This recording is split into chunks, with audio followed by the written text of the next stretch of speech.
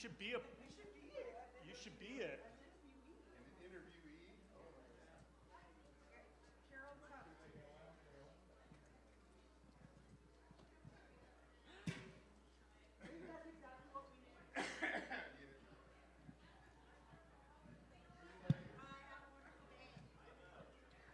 Test, test. Test, test, test.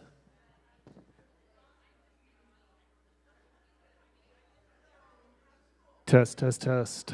Good morning, folks. It is 10:27. You got 3 minutes to make it to Parables. Come on in.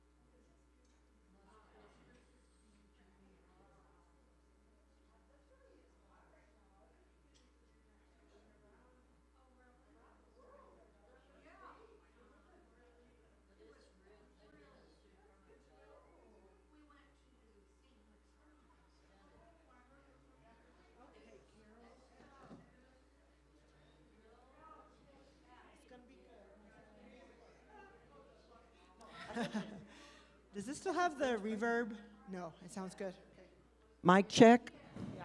Okay. Stuart, how is the sound online? Thank you for your grace this morning. It took us a little while to show some energy today, but now that we're showing it, it's it's loud. Yeah, there's a little bit of an echo, right? Mine or in yours? What do you think? She says That's okay. sounds okay.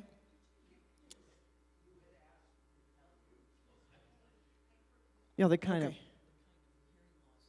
makes things louder Sure. that other people wouldn't perceive that way. Well, we're getting the thumb from Stuart, so if something happens to the mics, let us know. We are here this morning. Oh, I plan to. She will. I don't, let's all hear me clear my throat, Okay. I haven't asked you anything All right. yet. Hey, So Stuart. We are here with the Reverend Carol Tuck on this Sunday after Valentine's Day, and one of the reasons she is here is to talk about her sense of calling and her ministry throughout her life, but also about the event on Tuesday and kind of what she experienced from that. So everybody welcome Carol. Thank you. We're glad that you're here. So let's start a little bit before any of that with kind of where you grew up, your childhood, your faith background. What do we need to know? Okay. I'm going to start this out by saying this is a good, bad, and ugly. And the fact that I'm hoping and I assume that I'm safe saying the struggle part of the journey as well as all of the good. There's almost anybody that can give you a generic, gentle version of all of the things you might hope to hear or expect to hear from a pastor. But sometimes that isn't good news because, I can't be like that. Well, I'm not like that. So that's the good news. And Father, good to see you here. I need help. No. So I'm saying that, and I know that later somewhere in there, and I want to make sure we get to that question. I know you do. Why am I here? Why this congregation? And I think I can say that pretty well in a few minutes. Let's put it this way. I probably wouldn't be saying this over at St. Paul's as much as I love those folks. Okay? And we appreciate your candor. So I think is if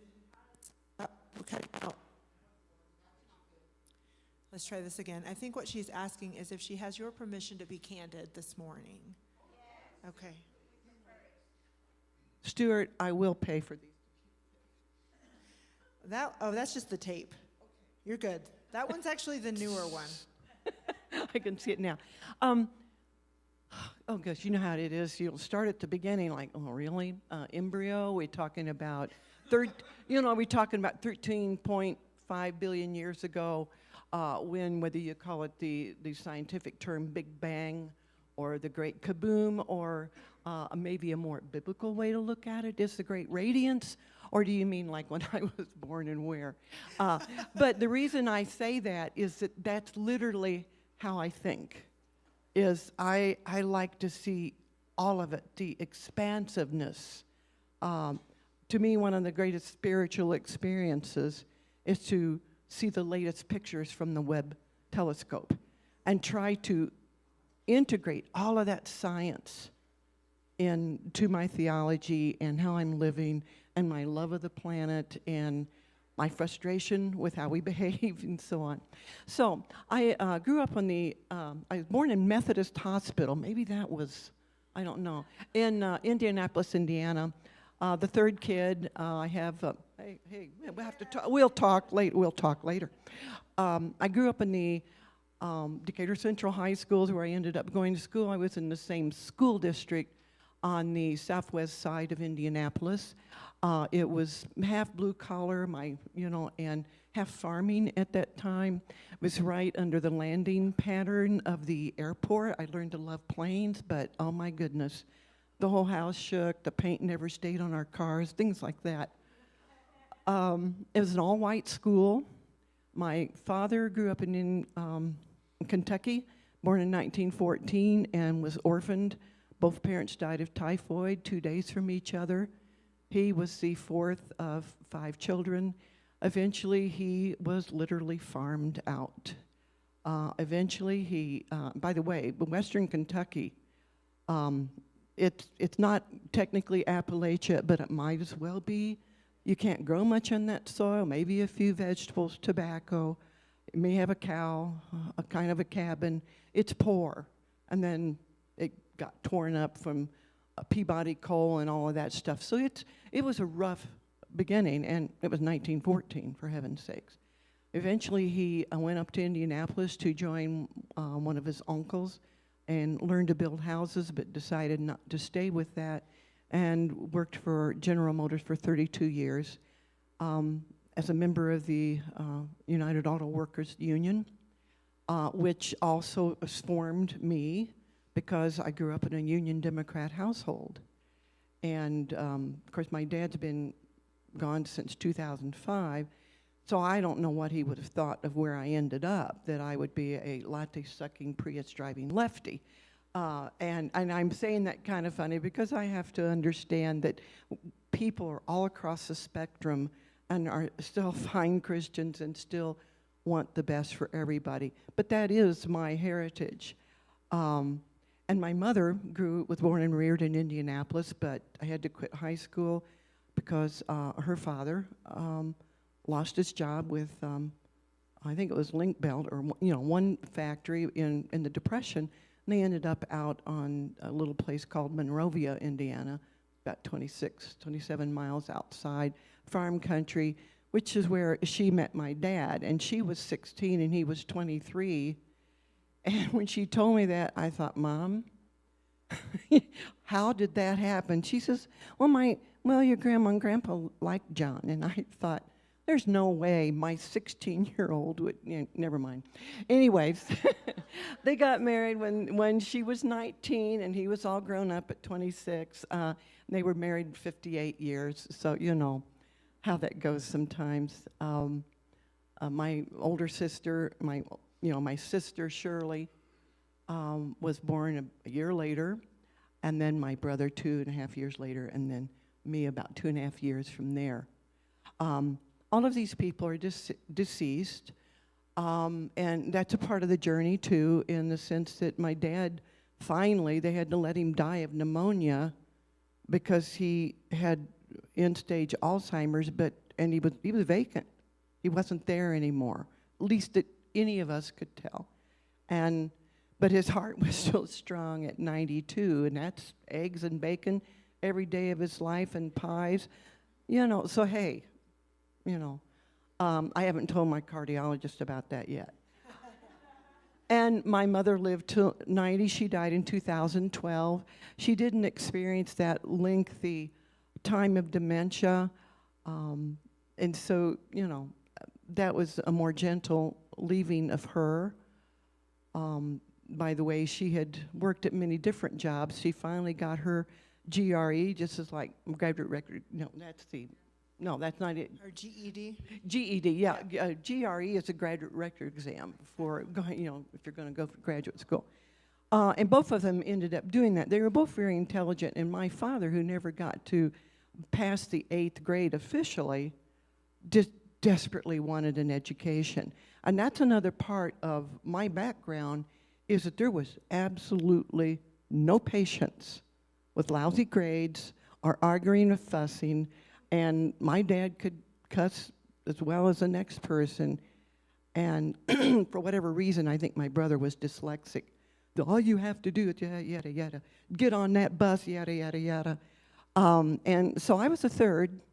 I paid attention, learned in some ways how to stay out of trouble. But I did love school. And it continued since I had 8 years higher education. I don't know what to show for it, but anyway. So that's where they are. And my brother died of a sudden heart attack in 1997 at age 53. My sister died at age 62 of early onset Alzheimer's.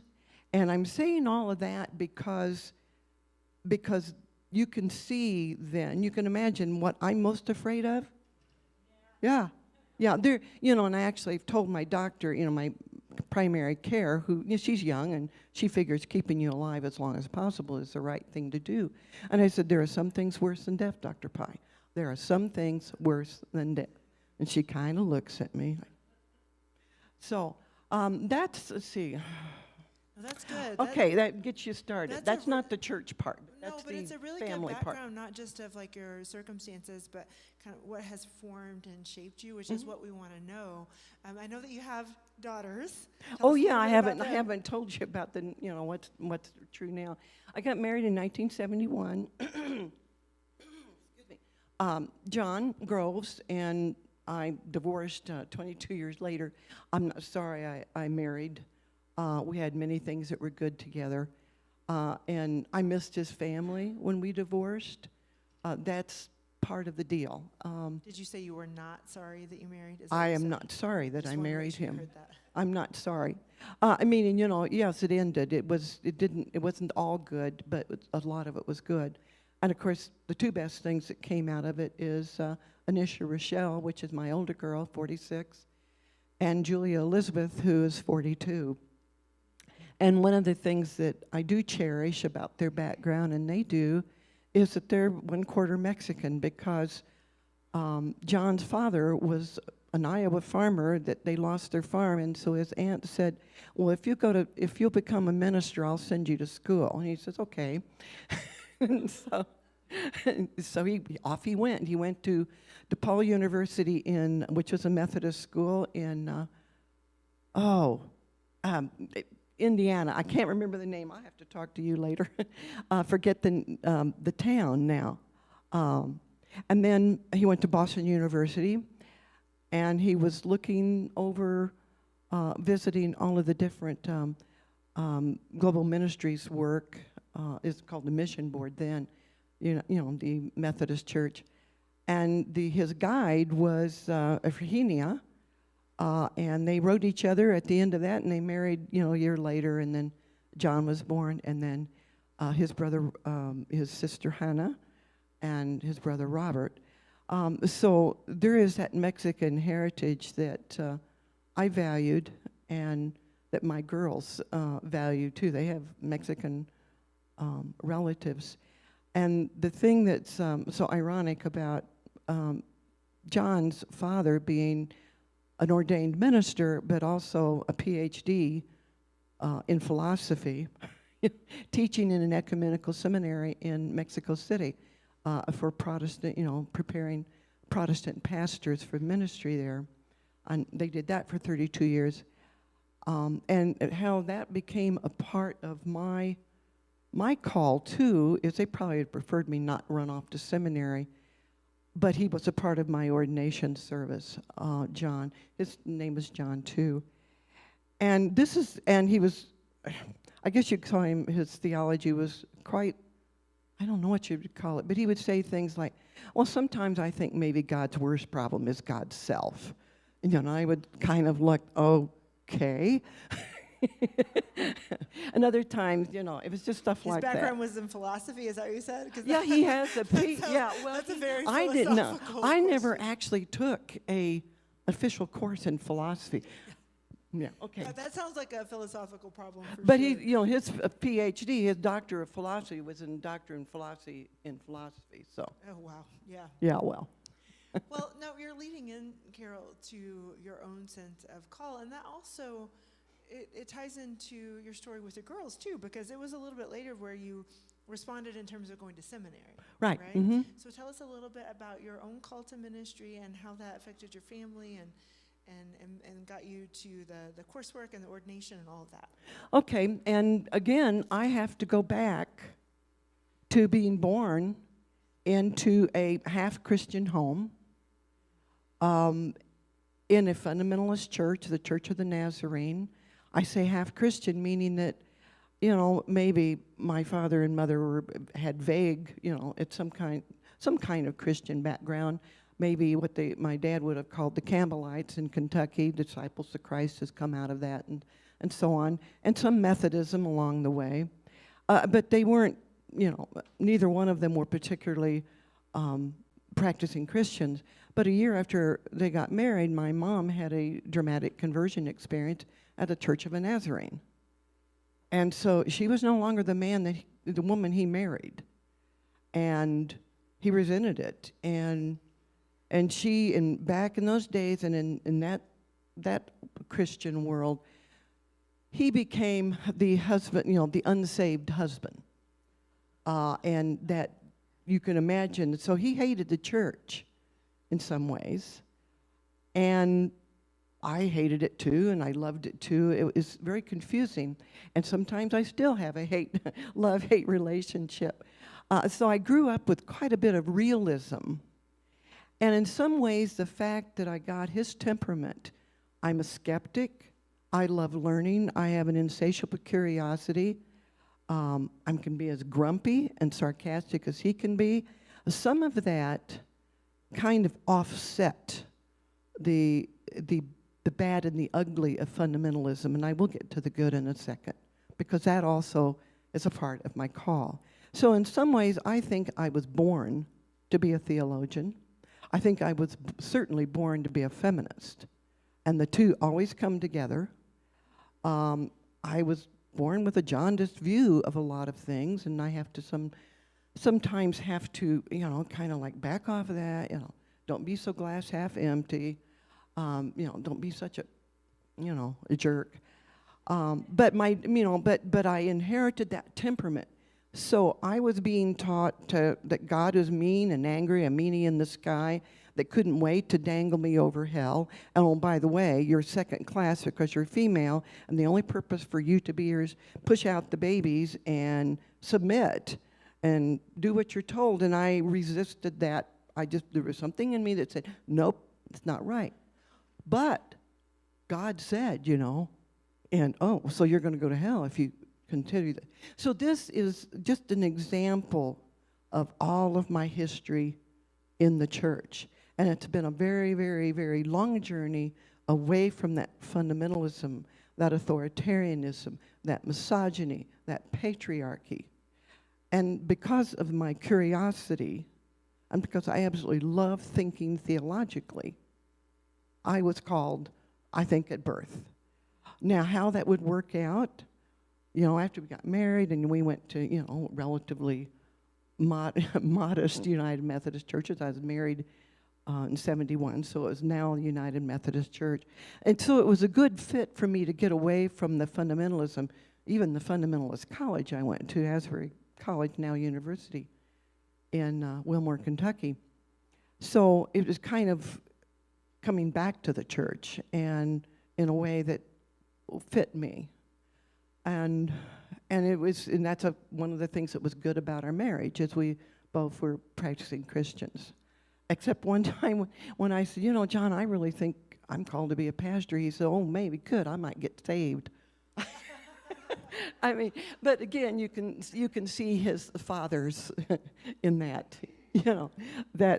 like, hey, So I guess I would have been 35. I was already wanting the theological education. We lived in Bloomington, Illinois, where the headquarters of State Farm are, and my kids were, 5 and 8 by then. I'm trying to add it up. No, maybe not quite that old. Anyhow, I went to Walk to Emmaus, and I don't know how many of you are familiar with it. This was 1984 in Springfield, Illinois, and at that time we were still attached to Cursillo, the Catholic movement, the same basic movement. And so it was a kind of a different experience to me. Oh, by the way, I dated a Catholic for 18 months and didn't marry him. So I'd already had some introduction to Catholicism, where I wasn't particularly told to not like them like I was as a kid. But it was a time of we loved the church we ended up in Bloomington, Illinois. It's normal, but in Twin Cities is, if you'd have to look it up on the map. We had a dynamic pastor. It was a growing church, and it was just a healing place where my kids were baptized. and where I felt called in the ministry with the, and when you look at it, all the pastors, a person who goes into ministry informs the call. And most of those were good. There's a few uglies too along the way. It's just, we're human. I'm rambling. Let's see. So during the Friday morning communion service where we'd had to be quiet all night, which was, and so we were there, and you weren't supposed to speak until after that morning service. And people who kind of knew my reputation around Bloomington, because I was, active layperson in many of the different churches and with Illinois Wesleyan University, and so on. His name was Reverend Lawler. He was the speaker of the morning, and he looked at me, and he looked around, and he said, "Jesus has come to some of you," and he just kind of looked around the room as healer, as teacher, and he looked me straight in the eye and said, "And as liberator." And he knew me. And as I looked at that communion table, what was added to my desire for a theological education was imagining being on the other side of the table as a celebrant. And I thought, whoa. And no matter how many questions and times I've thought, what am I doing here? Who am I? I remember that was authentic, that moment happened. And you may reinterpret it, you may wonder about it, but it happened. So that was getting me on the way to seminary. No, that's beautiful, that moment, because as you know, our call is lifelong, right? But you can point to that moment, like that, the sacraments, that point you toward elder, and the MDiv, and the whole ordination process, which changes the trajectory. Because we're all called to serve, right? We're all called to serve in some way or another. But that was a defining moment of which track you were going to take. And it's just so beautiful.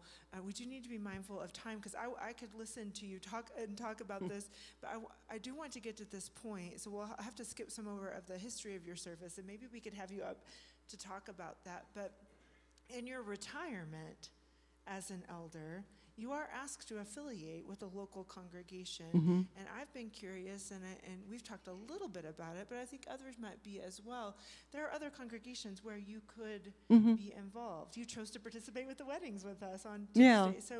So what is it about Morning Star in this place that you think, okay, I can live out this part of my calling here? I would say, by the way, I had been involved since 2007 when I came here on disability, and then stayed and retired at St. Paul's, and I still love St. Paul's and the people there, and all the pastors that I've experienced there, and a Sunday school class that I was a part of for 12 years. But as I realized that I was diverging more and more theologically and politically, I just realized, well, that this is probably not the best place for them and for me. And that was very painful. When you leave something behind that's been very meaningful to you in the church, it's painful. And so, some of you, most of you have probably could tell me your own story about that. So I had also worked and attended El Calvario for a while, and Nima was my one of the most important people in my life. And she actually told me later, she said, "Carol, you asked me one day if I thought she was called, I asked her, I said, do you think you're called to pastoral ministry?" And she said that really made her think twice. And I'm thinking, I don't remember the event. But Randall Parton. Well, for those who don't know, okay. Nima Lacuille is the pastor at Trinity First in El Paso now. So she has her own call story there. But that's how God works sometimes in the... It is. And calling. so I was involved in the asylum seeker movement there and helping with that. And I really loved that. Absolutely loved it. And, later if someone wants to hear more stories about that, amazing, the things that bring tears to your eyes. But I ended up here then, I guess because I knew Travis, and then Ross came. And, I just thought, okay, I liked the feel. But here's what sealed the deal for me. Why I'm willing to tell you that I have come in here with one foot outside the door. There have been times when I didn't want to be anywhere in a church. I was fed up because I've always been a skeptic. I've had to learn that I can't have certitude. For me, it would be chasing an idol. But I love knowing things. I like nailing things down. You can't nail down God. You can't, ultimately, you can't know God in the sense that I want to know, like 1 + 1, there's just nothing like that. And sometimes the church has disappointed me, so like, what else is new? Sometimes your pastors have disappointed you. But I came here and, started attending. But the real deal where I'm willing to tell you about my struggles is when late February 2019, when the United Methodist Church decided to, commit fratricide against each other at that specially called session, where people were ready to jump from the balconies because of the exclusion and the homophobia and all of the uproar in that church. And the next Sunday, Ross got up here and started telling the story. He said, and I'm just trying to remember and give you the short version of it. He had friends that kept coming out to him, and he said, then he had to go back and look at the Bible again, and it kind of like, I'm got to find some loopholes here. Have we misinterpreted this? Is there some way out of this? And he was very honest and open with you. And I just sat there and thought, whoa. And then I don't know if it's the same afternoon, he invited everybody in this room. The place was full. In the afternoon, he said, I want to have an open and respectful conversation about what has happened and what we're going to do with the issues of human sexuality and how people are having different understandings. And now I did not speak. I would not have done so. I felt as a retired pastor, this was a time for the laity to have to process this. But I came with fear and trembling. And I sat here, and over again, the mood of the room was, why are we picking on people? Why do we have to be like this? And Ross kept trying to find somebody to give another view. He wanted to let people air out those who thought, and there's only one person that got up, and God love him, he was so inappropriate, and we all just like, oh. And Ross was so gracious. He couldn't find people that wanted to rail against anybody. And I figured, all of us in this room, now everybody has different views, but what I saw in here is the only way I can live, and that's to err on the side of grace. I do so with fear and trembling, coming from a heritage where I hated God until I finally figured out then what I'm hating is not God. Never really had a problem with Jesus except, like love your enemies stuff, like, oh, really? Don't be anxious. He got a lot of hard stuff, but anyway. But he walked the talk, we might say. So that is why I'm still here. And I haven't gotten my tush out of the chair to do as much as I want to do because I realized last year I was severely depressed. And I finally realized, COVID, and, added all up. The church, the mess, the country's a mess, and I'm very sensitive to everything. I see and think about everything. And I also lost two of my absolute best clergy sister friends this last year. And finally I realized, you're gaining weight, you're not moving, of course you're depressed. I'm not clinically depressed. I just lost two of my best friends. There's loss. Losses accumulate. Now, I've lost some weight. I've exercised again. And I want to come back to the same thing that I even talked to Ross about, but he left in COVID. If I can be a resource to the people who have one foot out the door or are ready to walk away, who have doubts, who have questions, who do not believe they believe enough to stay in this room, to stay in community. If I can be a resource for someone like that, I would like to be. And I would do so with fear and trembling, because my journey is learning to live with not knowing. It's the cloud of unknowing. Anybody wants to talk to me later, we can That's talk. really beautiful to learn to live without knowing and to hold that curiosity, which you know is something that I value too. And I think it's something that the people of Morning Star value, and be able to hold those different viewpoints that we have and gently with each other, knowing that we don't all have to think the same thing. No. But we can come together in love and grace. Any questions for Carol? Any like one or two questions before we wrap up? Yeah, Fran. Well, Carol, I don't know if you remember how we met. I don't. We were on the Emmaus team together. Oh my goodness, which one? Well, it was 2010, and the only reason I remember that date is because that was the year I had a knee replacement. But we were on the Emmaus team, and I was just curious if you were still involved in the Emmaus. I know a few years after that, I sponsored someone to the walk Emmaus, and I went, but that was the only time I was. I did the music. I played the piano for the songs, and Susan from her husband was the pastor at Grandbom.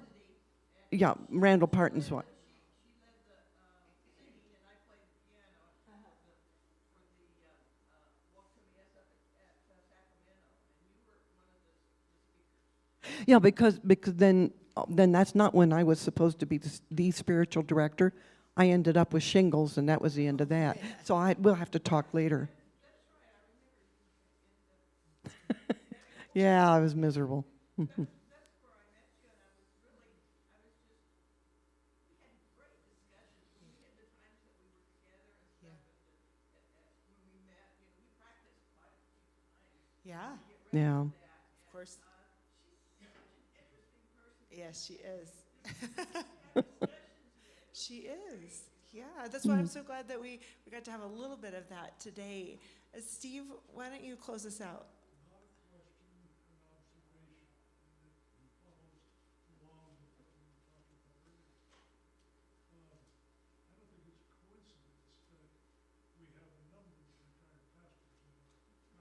Yeah.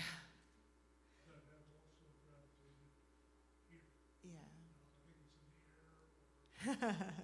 We have a lot of retired pastors in Las Cruces, I think, for the weather, but we'll take them here anytime. Yeah. Yeah. Yeah. Good observation, Steve. Good. Well, thank Carol for sharing with us so candidly this morning.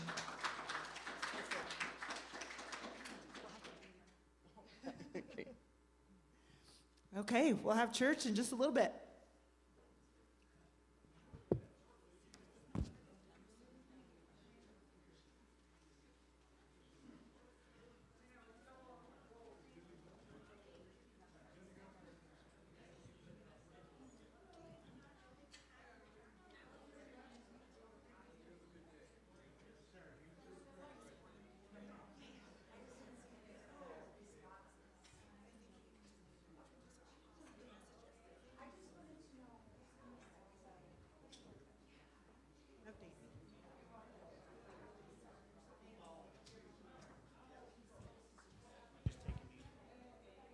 No, they were from the music room.